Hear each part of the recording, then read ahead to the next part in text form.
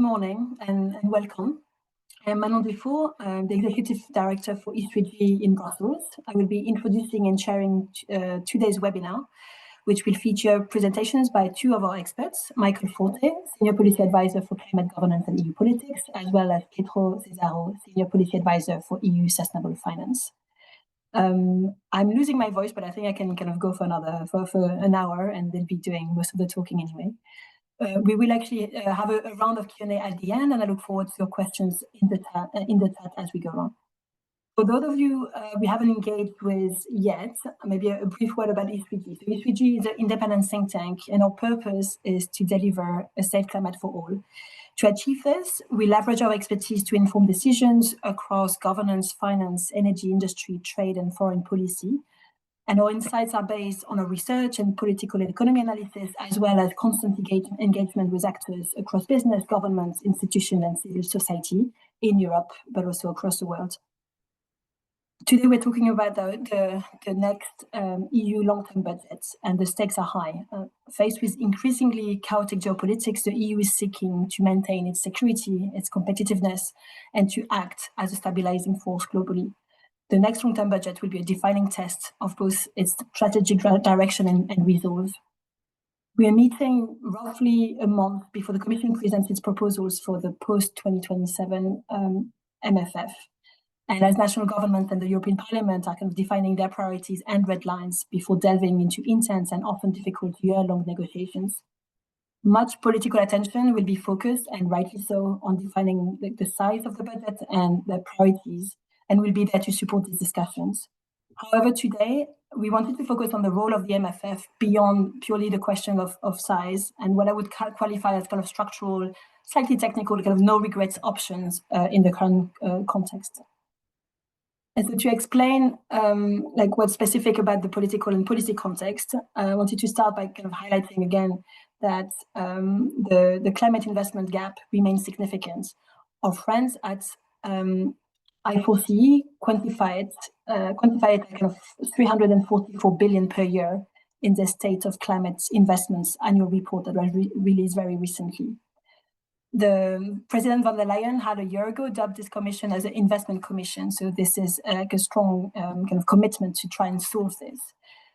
Compared to 2018, when the last MFF was put forward, and 2020, when it was agreed, priorities have slightly shifted. So in particular, we have competitiveness and defense as kind of really rising to the top of the agenda. So for competitiveness, it's defined in many different ways, but often decarbonisation remains a very central tenet of it. For the first time, though, defense, basically member state governments have very significant expectations from the EU budget in terms of helping fund their defense and their defense industry. Politically, I think many of you would have noticed the EU institutions are consumed by a search for simplification and an implementation agenda that places an emphasis on reducing reporting and planning requirements. And lastly, we have a bit of experience through the landmark Recovery and Resilience Facility, which was kind of the cornerstone of the EU's post-COVID recovery, that have provided a use case for a different approach to EU funds. So a more centralized approach to EU funds, putting the kind of programs in the hand of national governments, as well as defining a performance-based model of delivery. The Commission has indicated that there'll be a significant change in architecture for the next budget, which will introduce, similarly to the National Recovery and Resilience Plans, what they call national and regional partnerships for investment and reform. These changes require us to adapt in different ways, and that's where kind of we're looking at what I would dub no regret options.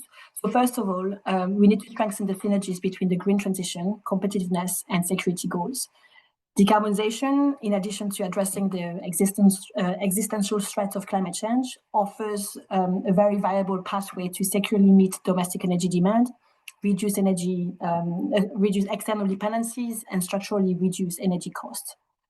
Secondly, we need to focus on implementing and perfecting frameworks and plans that we already have to reduce administrative burden and foster investor certainty. And thirdly, we need to focus our efforts and spending to send clearer signals to private investors who are willing to commit to the transition and are looking for a sense of direction, especially in this very turbulent context. So in summary, whilst the long-term budget provides much needed funding for specific sectors and countries and regions, we must also look beyond the MFF as a source of funding and explore what signals it can send to member states, to local and regional authorities, corporates and investors about the direction of travel. So that's what we're trying to do today. The first part of this webinar will explore the link between the MFF, the EU's economic governance framework, EU semester and all the works, and its climate and energy governance. The second part, the first part will be with my colleague Michael Forte. The second part with Pietro Cesaro will showcase on recommendations regarding the MFF role and impact in leveraging private finance. We will take questions after the presentation, but really do feel free to put your questions in the chat as we go along. We will keep good note of it. So in writing, and we will take them all together during the Q&A afterwards. If there's any problem, you can please do feel free to raise this in the chat as well. So without further ado, Michael, please take it away. Thank you, Manon, and good morning, everyone. So as Manon was saying, I'm going to focus first on a briefing that we published a couple of months ago that really delves into the opportunities for connection between the EU's climate governance, economic governance, and the post-2020, post-27 MFF. And really, the starting point for this whole discussion is the Commission leadership's understanding that the Recovery and Resilience Facility, as a landmark post-COVID recovery instrument, was both a success and also had elements that are applicable to the regular Multiannual Financial Framework. So in terms of what this means in practice, we know from a range of Commission documents, most notably the communication on the road to the next MFF, published a couple of months ago, that the Commission intends to refocus funds on areas where they believe EU spending creates the most value added and where no member state can deliver on its own, which are being termed European public goods, and also to link funding to the delivery of reforms. So for the purpose of this discussion, we're not going to look at the external funds dimension of the MFF. We're going to focus on the internal policies.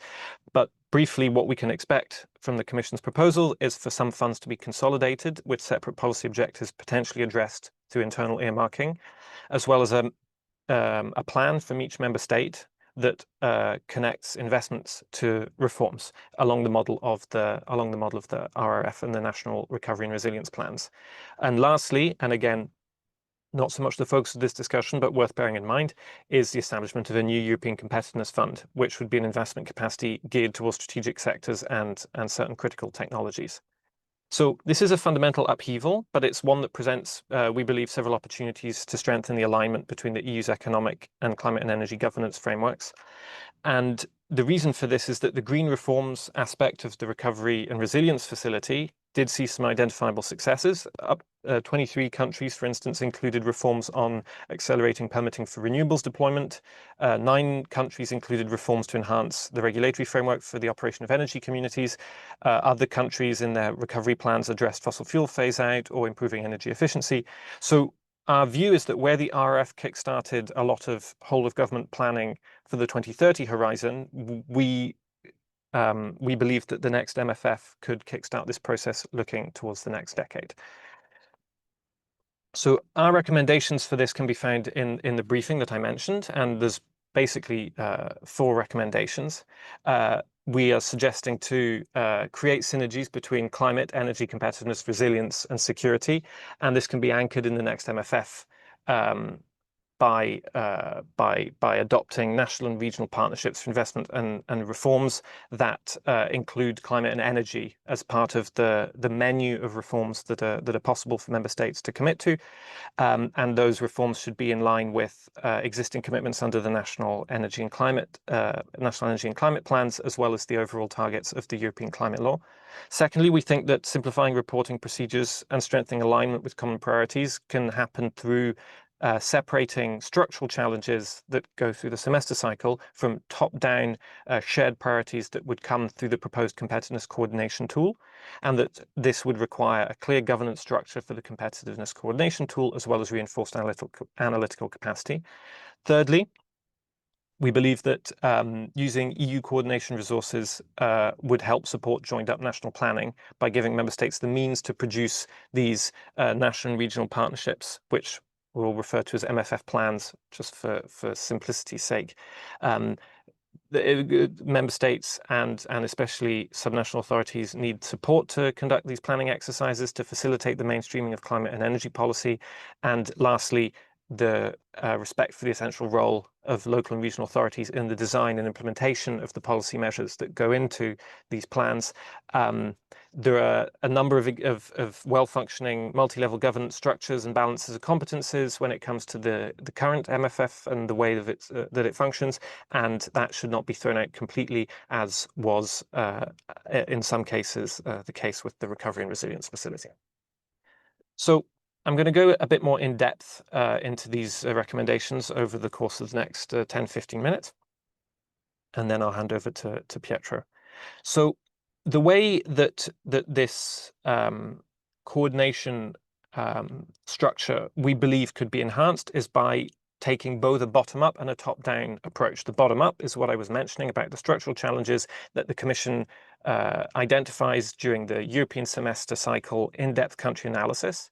The Commission then produces draft country-specific recommendations, which are endorsed by the Council of the EU, and these are actually serving as the reference framework for a growing number of EU policy coordination frameworks. We saw them used as the basis for the National Recovery and Resilience Plans. They're also being used as the basis for the social climate plans, which member states are currently finalising to determine how they spend the social climate fund.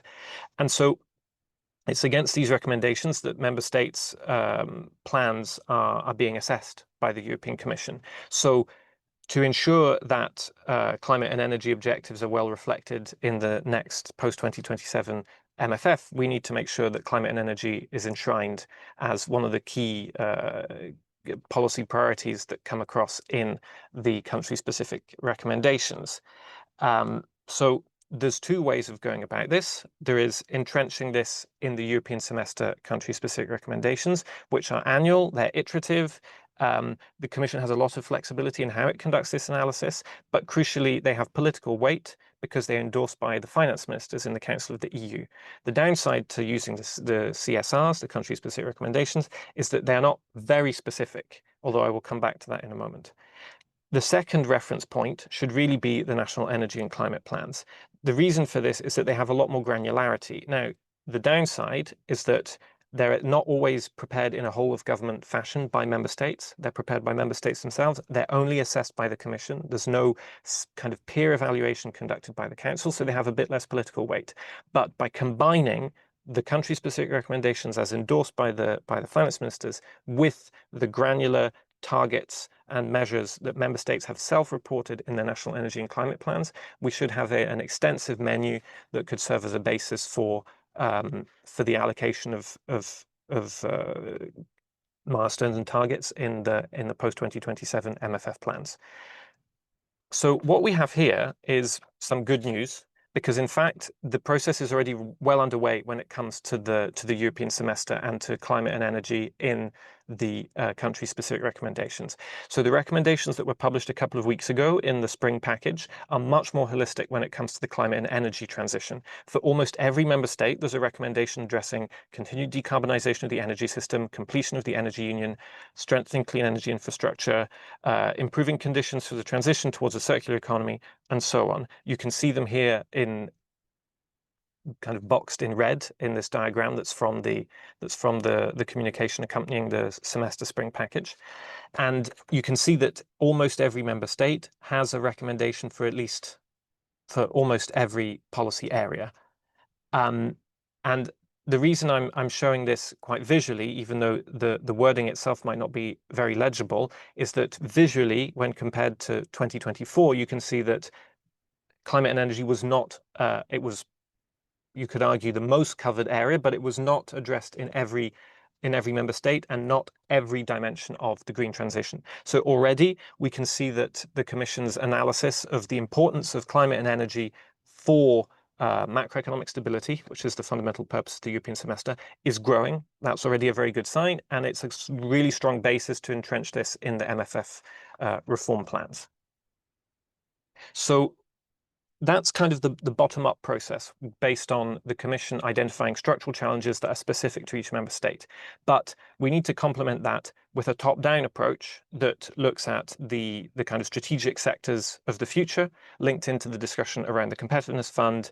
And so this is where we believe that the Commission's proposal for a competitiveness coordination tool, which is an idea that emanated from the Draghi report, could complement very nicely the semester, in that the competitiveness coordination tool as a top-down agile instrument could address these strategic priorities that transcend national borders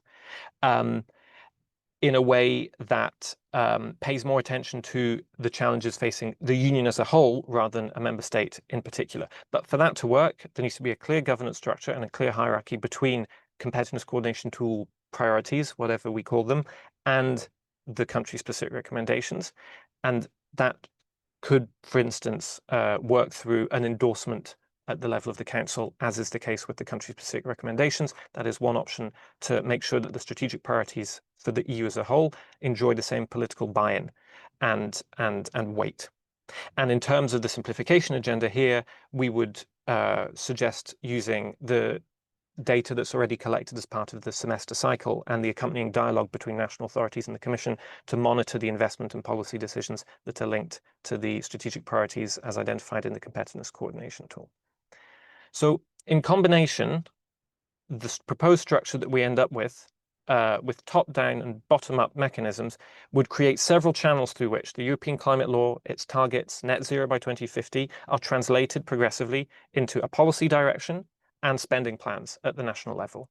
So this diagram, you can find it in the briefing. I won't talk you through it because it's basically just summarizing what I said, but it illustrates the idea that there are different channels through which these iterative processes of analysis and advice on specific member state challenges can be translated into the planning outcomes that we see with regards to the post-27 MFF.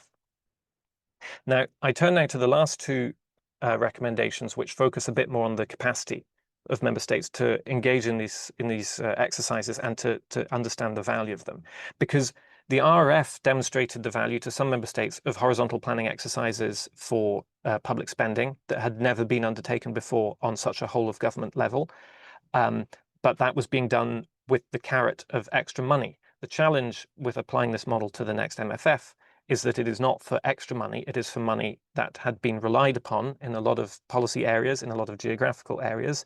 And so there's a real risk that extending this logic to the MFF will turn it into a box-ticking exercise, which is already a risk with the RRF as we get closer to the deadline and greater flexibilities are being introduced to make sure that the money can get spent in time for August 2026.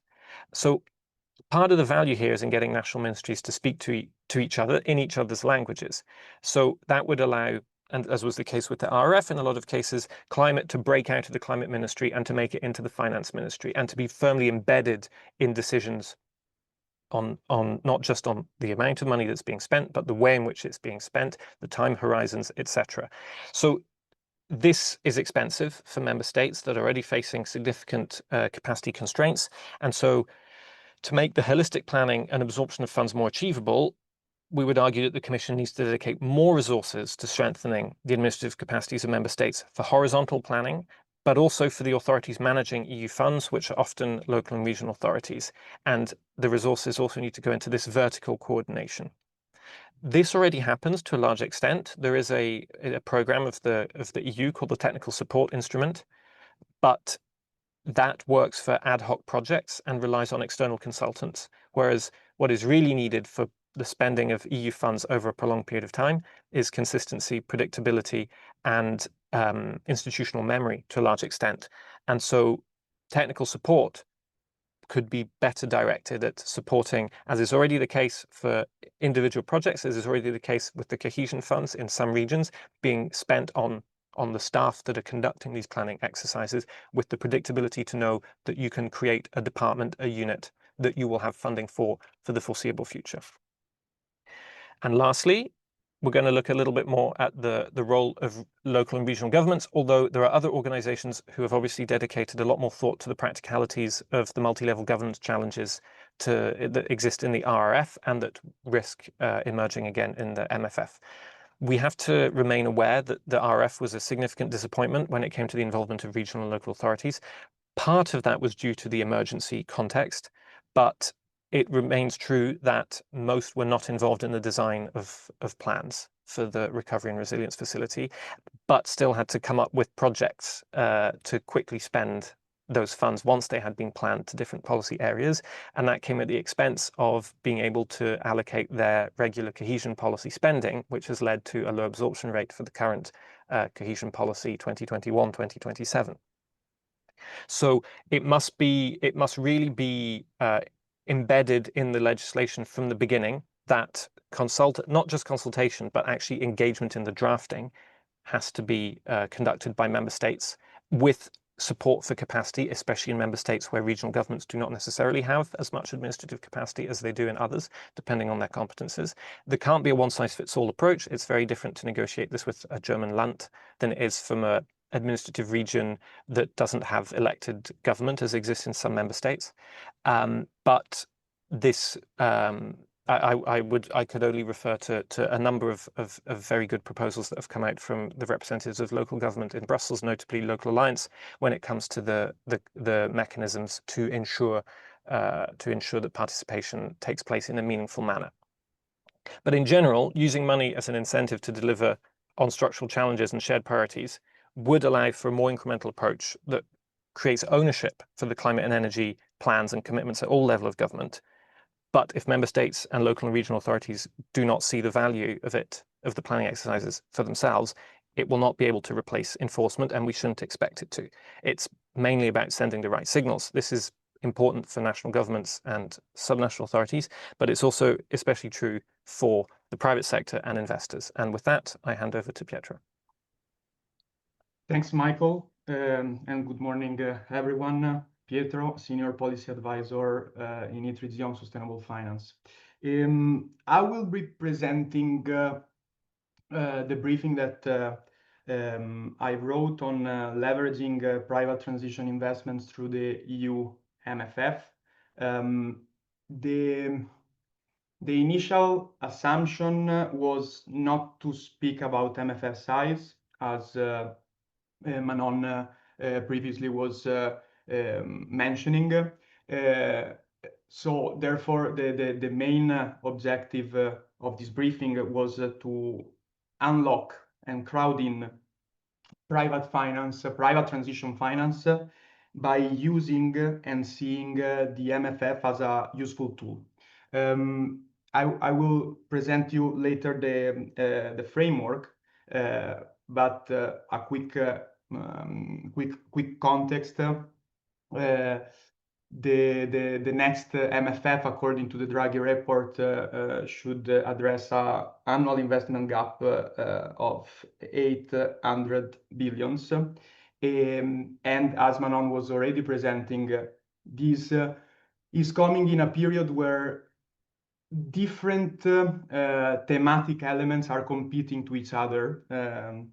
But a good meeting point is definitely the decarbonisation of the European economy, as well as ensuring that climate resilience is more embedded into policymaking in the next decades.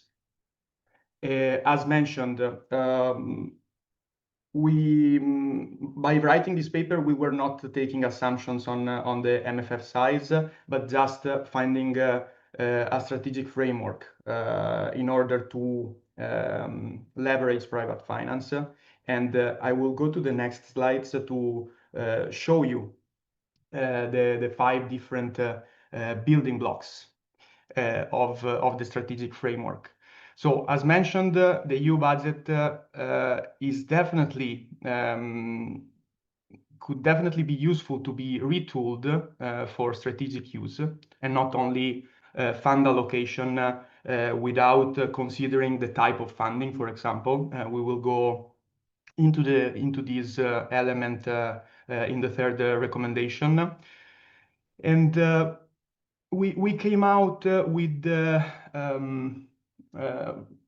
a couple of simple elements in order to leverage private finance and crowd in private finance. First of all, the MFF could be used as a tool to give guidance and give investment signals in a clearer way, and in a clearer way can help and support private investors in directing capital and clearly state where to invest and where not to invest. At the same time, there is the problem and the challenge of finance deployment optimization. And this can be done by a smarter deployment of grant use. We will go into the detail later. Maximizing the bank lending capacity of the EU, given that it's one of probably the most important tool in order to leverage private finance in the European market, and have a look at the Savings and Investment Union and the Capital Market Unions and what can be the role of these elements that so far has been politically blocked. As you can see at the top of the graph, we came out with two recommendations on sending the right investment signals. So we have built on what Michael was presenting. So more integration between MFF and NECPs mostly. Later I will show you why in the private finance briefing we mostly refer to NECPs and not to the country-specific recommendations. But we were taking as assumption what Michael was presenting with regard to the country-specific recommendations, and then sending right risk signals on what is risky to invest in the next decades. At the bottom of the graph, how to optimize the finance flows, as mentioned, grant use, bank lending, and the capital markets. I will go to the next slides to go a little bit more into the details of the recommendations. So in terms of aligning the EU budget with more investable NECPs, we basically built our reasoning on what Michael was already presenting. So better link between EU budget, country-specific recommendations, and NECPs. After this, we have tried to analyze how the NECP can become a more investable tool, and therefore a tool that can be used in order to communicate also specific signals to investors that are deciding whether to invest or not in specific countries. And this, according to many discussions that the Commission is already doing publicly, it's happening. So NECPs are being considered as the tool that will become in the next period an investment plan for the specific countries. And why the NECPs? Because as Michael was mentioning, they are granular enough in order to send the right signals and provide the right information. In order to provide the right information to investors, NECPs need to be credible. So in order to be credible, ideally, they should be built on the base of national sectorial roadmaps. Of course, we are aware that there are some countries that are already producing this, some others that are not. And our suggestions is for the countries that are not already producing the sectorial roadmaps, it would be ideal to identify 1, 2, 3, the first 4 main sectors that are relevant for the decarbonization of the country and start preparing such roadmaps. So prioritize, because the best, the optimal level to have information on decarbonization strategies, at least in the context of the EU, is national economy. Ideally, and this comes from our discussion on private finance regulation in the EU, such sectorial roadmaps should be built on the base of aggregated data at private sector transition plans level. Now, the aggregation of data shouldn't be done at EU and member state level, of course.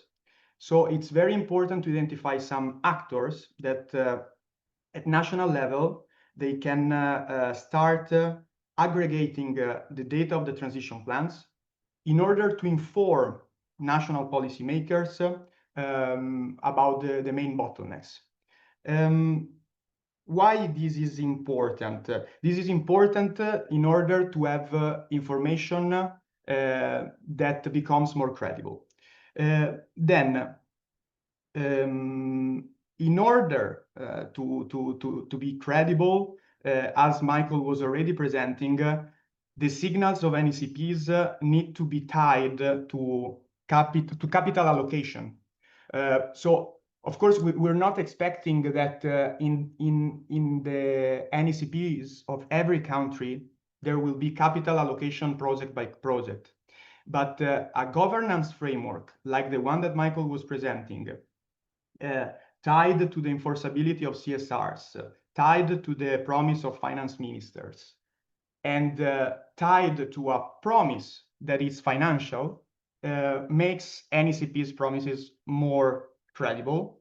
And therefore, once credibility is enhanced, we will be able to reach a level where NECPs will be able to really speak to investors. So really, investors will be able to go and get the information from NECPs and decide the allocation of capital. I will be quick on the main recommendation, because as you have seen, and it's quite a complex process and require a bit of coordination. It doesn't require the addition of new governance systems, importantly so. So the transition committee that we are recommending is just ensuring that all these elements speak to each other, and that the data from NECPs to private transition plans and from private transition plans to NECPs create a positive feedback loop. And for this, we need the coordination at EU level. I will go to the next slide. I took some time to describe probably the most important recommendations in terms of ensuring that capital allocation is credible. But then, very importantly, the MFF is also a tool to send risk signals. In this context, what we are suggesting is further collaboration and further communication across the Commission working on the MFF, and European Central Bank, European Banking Authority, and the Authority for the Pension Systems. Why am I saying so? Because ECB, EBA, and EIOPA are starting to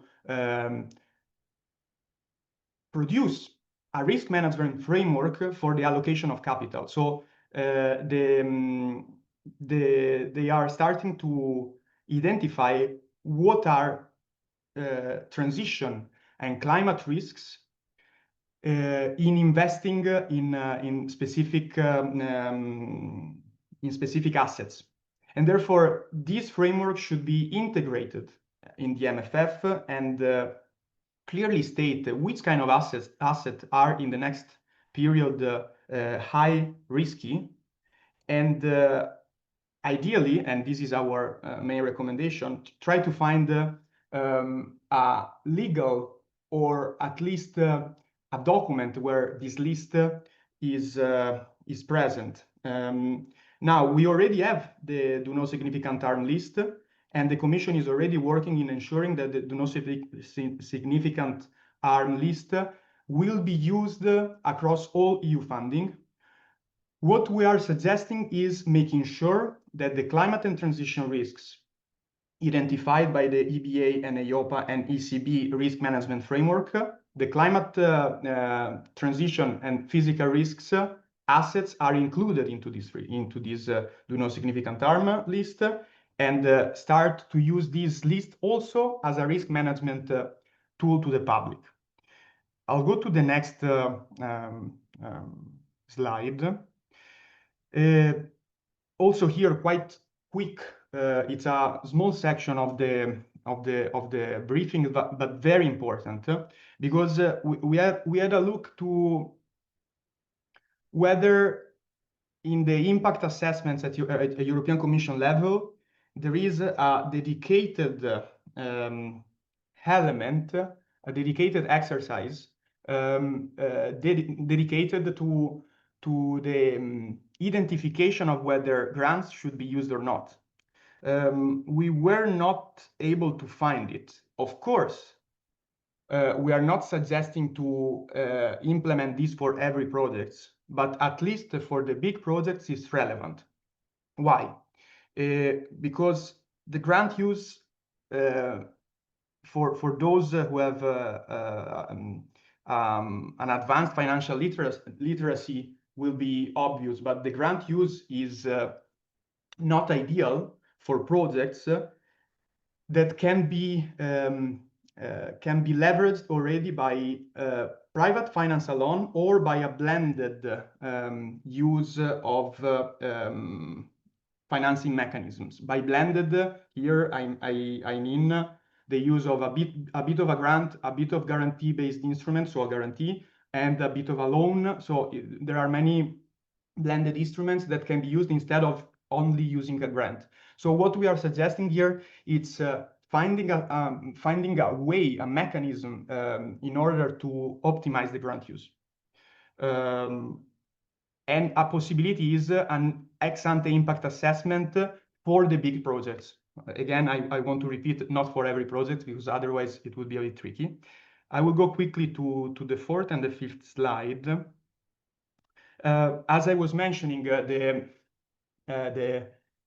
InvestEU model, which is basically the way to leverage the bank lending in line with policy priorities at EU level, it's a model that is working. It has been worked in the last 5 years, and it's based on guarantee-based instruments. So basically using guarantees in order to leverage private finance in line with policy priorities. What this chapter is suggesting is to expand it. So basically make sure that the budgetary guarantee, so basically the money available for the InvestEU model, are increased, and identifying ways to expand the number of stakeholders and the nature of stakeholders that can be involved. For now, basically, it's the European Investment Bank owning the 75% of the entire InvestEU guarantees, and the rest are called implementing partners. Basically, I will not go into the details, but they are some national promotional banks. Finding ways to include under certain conditions, for example, commercial banks could be a way forward. In general, what we are suggesting is also establishing a platform where the EIB, with the national promotional banks and with some selected commercial banks, can start engaging and finding the way forward for investments at national level. I'm saying so also as a connection with the first chapter, which is NECPs, investable NECPs, because one of the suggestions we have for the investable NECPs is finding an engagement strategy. We were mentioning giving credibility to the plan is also involving actors, as Michael was saying probably at the last slide. And these actors relevant are also the banks that will provide the bank lending. I will conclude because I'm already 1 minute over time with the last slide. Here we're not proposing some new elements in order to create a savings and investment unions in terms of content, because in terms of content, we basically at political level, we all know what should be done, and there is some political discussions ongoing and some political blockages. Saving and investment union, it's an interesting idea from the Enrico Letta report that basically suggests to use the household savings for long-term and illiquid investments, so that with illiquid, for those who do not have an advanced financial literacy, basically a liquid is cash, and the most liquid is cash, so I can use it. If you go into investments, you cannot withdraw specific investments. Therefore, they will stay in the bank account, and therefore they are able, these kind of investments, to bear more risks. Now, at Europe level, most of the savings are liquid, therefore you can withdraw them. And therefore, there are discussions on how to make sure that the household savings can become more able to bear the risk of the transition. There are many suggestions like harmonizing insolvency laws, the pension systems, the tax incentives at member state level, going towards EU level supervision. Many stakeholders mention ESMA, so the supervisor of financial markets at EU level.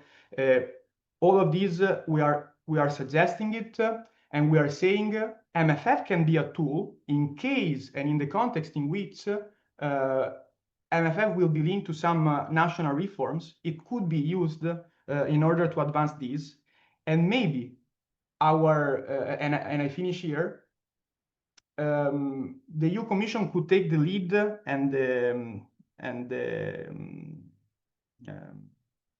could take the lead in order to create an initial coalition of the willings that have the intention to harmonize their national laws in order to create a more consolidated saving and investment union.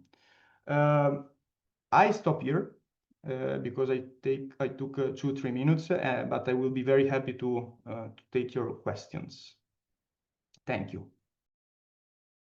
Thank you very much, both Michael and Pietro, and talking us through kind of what I refer to kind of no regret policy and governance options for the design of the long-term budget. So assuming a significant revamp of the architecture of the proposed, as proposed by the Commission.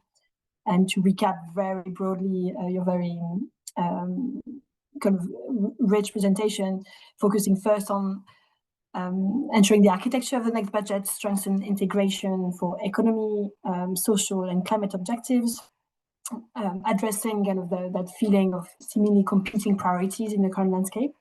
And secondly, making the EU budget more efficient as leveraging private finance. So in the context of a very significant investment gap for climate, but also beyond. So as I mentioned, the participants are very welcome to put questions in the chat. If you don't have questions per se, but have like comments, I think you can actually raise your hand, and we can unmute you if you wanted to kind of share this verbally. Would be kind of very happy for this. Maybe to get us started, the question to you both from my part.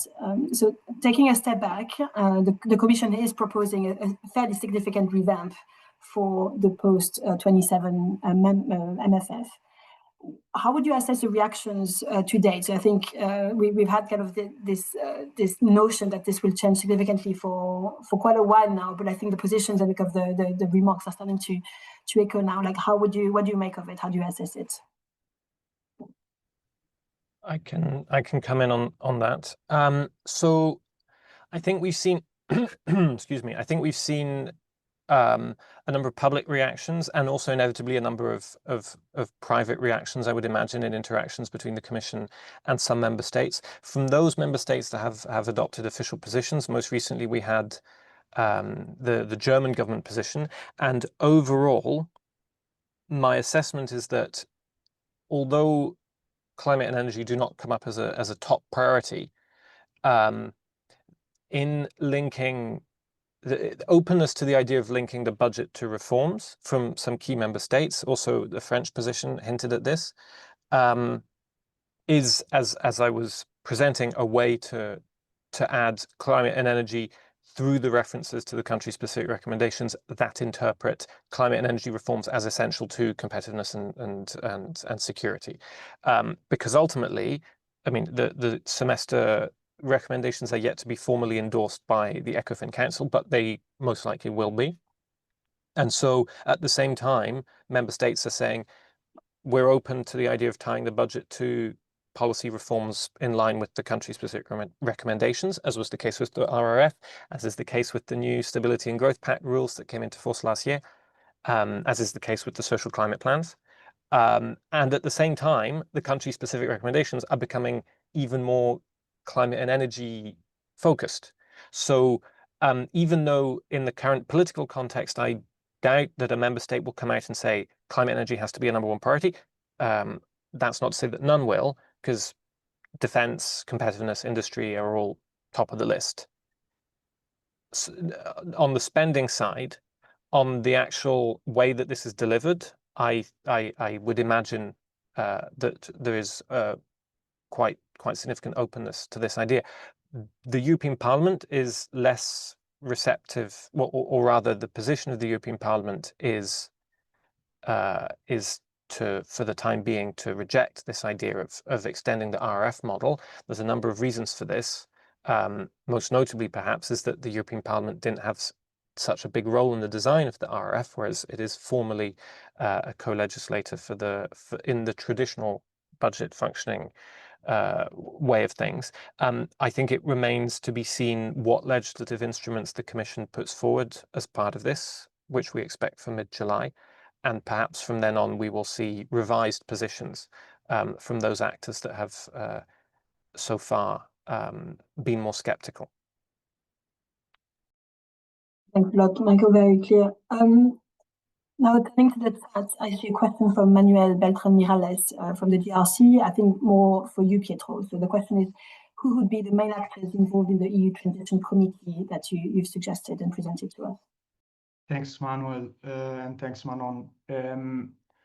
In this case, I was presenting the main idea of the Transition Committee comes from a previous briefing report that we have wrote together with the Italian climate think tank ECHO on ensuring alignment in the transition finance governance.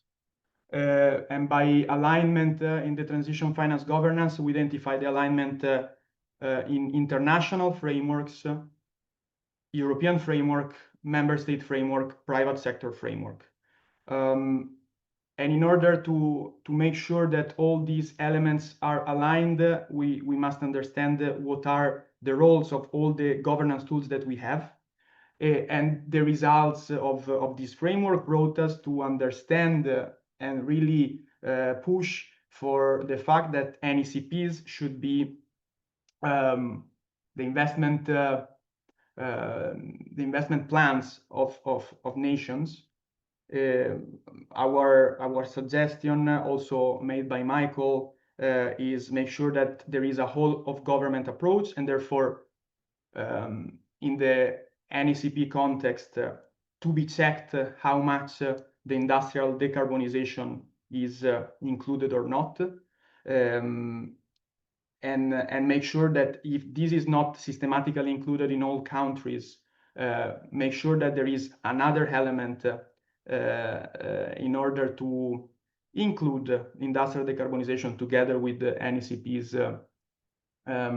objectives. This to be said that the alignment that we have in mind is make sure that all considerations in the context of transition finance are made. I made a very big introduction because it's the idea of better linking national energy climate plans with entity transition plans at corporate level comes from this. For an NECP to have a whole of economy approach and considering the bottlenecks at sectorial level, data from the private sectors describing their real bottlenecks are important. And therefore, this feedback loop of data from NECPs to private sector plans and from private sector plans to NECPs must be ensured. And so I arrived to the answer of the question. The transition committee should make sure that actors working on NECPs and private sector plans talk to each other. I'm not going to name the various DGs, but it's quite clear. And by saying I'm not going to name the various DGs, I'm already saying that European Commission should take the lead in this case.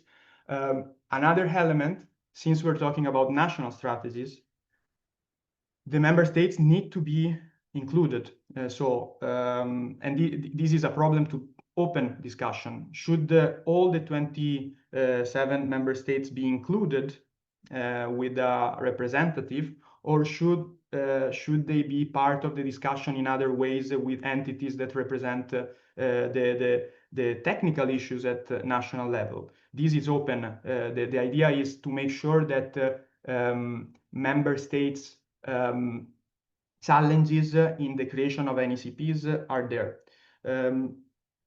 And then, of course, the way we see it, the way we are discussing about the transition committee is including experts at international level for the initial discussion that I brought in the answer, which is alignment and at least an understanding of the tools, and the role of the tools should be done from international to private sector level. And therefore, experts at international level, I can name, for example, the OECD that is working a lot on transition finance. It's relevant, like I personally see it relevant in this transition committee. I stop it here. That's great. Thanks a lot, Pietro. And I see a new question from Antoine at Solida, which says decarbonization costs are high and returns are not really predictable in high emission sectors. Is there a willingness of EU investors to turn capital there, and and especially where we need it the most? I think this is also for you, Pietro. Yeah, I'm happy to answer to this. So the structure in which the economic structure in which we are working is the creation of the risk return ratio. No? There is a risk in an investment, and there is a return. So investors want the return in a decent risk environment in general. What we were mentioning by the country-specific recommendations, the NECPs, is exactly to have an impact on the perceived risk of given investments.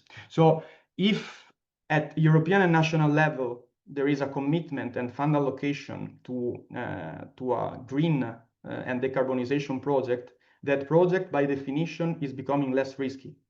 And therefore the political signal, it's relevant, and by becoming less risky, it will also become it will also be able to create returns. So I don't want to give all the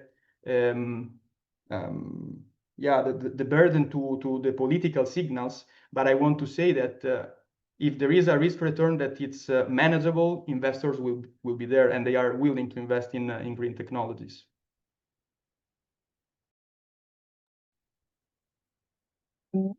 Thank you again for this clarification. I do see another question for you. I think transition planning, I think, is very in these days, and rightly so. So Agnese from the Ministry of Finance in Italy. So about the best way to aggregate entity transition plan data to make them useful and I guess kind of tangible, for policy making.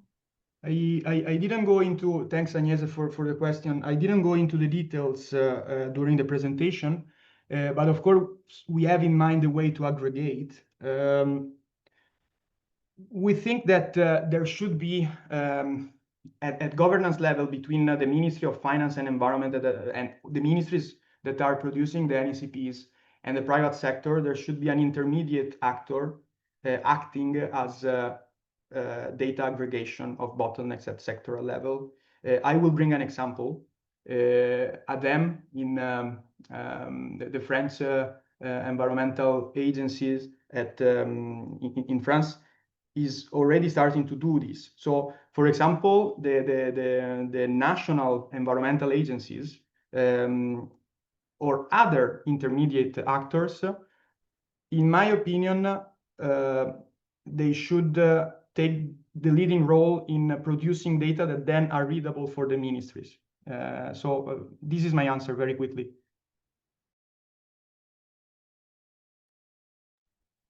Michael, do you want to add anything to this?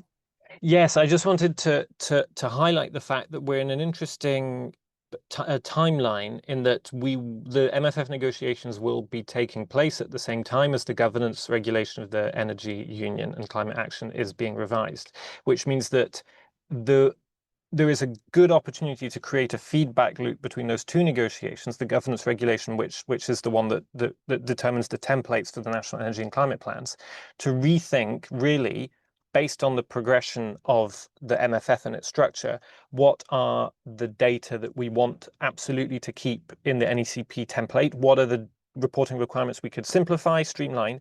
What are the ones we really need in order to make the NECPs the kind of documents that Pietra is suggesting they could be? So it'll be something over the next couple of years to pay close attention to the interaction between these two ongoing revisions. Thank you both. Oh, I was about to say bye. We do have a new question or a comment. I haven't read it yet. So from Forum Energy in Poland, from Sonia. Hi, Sonia. And that's great to know. Like, we're very happy to exchange. And actually, that was going to be the essence of my concluding remarks. So first of all, like, maybe to recap the approach we're taking to this topic. So we do think that the budget, basically in 3 points, the budget is very critical to set and fund the EU strategic direction in the current, especially in the current context. Secondly, we do consider that the EU will need to agree a budget that's sufficient to drive investment in long-term EU prosperity, and that a fair transition to climate safety will need to remain in priority in this budget. Thirdly, and that was the focus of today, its design will be critical in making it coherent and effective, and that's really like the recommendations that we've published and addressed today. This is not the last you'll hear of us, and we do hope to stay in touch. So definitely for Homenagi, Sonia, we will. For the rest, different ways to do so. You can join our newsletter, check our climate in the EU page, but definitely get in touch directly, and we will put all our email addresses in kind of a thank you email you'll receive today or tomorrow. And so the very last thing for me to do is to thank our speakers, the team who's contributed significantly to the briefing and kind of the organization of this webinar, as well as all the partners that have already kind of helped us test some of these recommendations, and to all of you for your attention and the very good questions. So thank you all, and I wish you a good rest of the day. Very sunny in Brussels. I don't know about elsewhere. Bye-bye.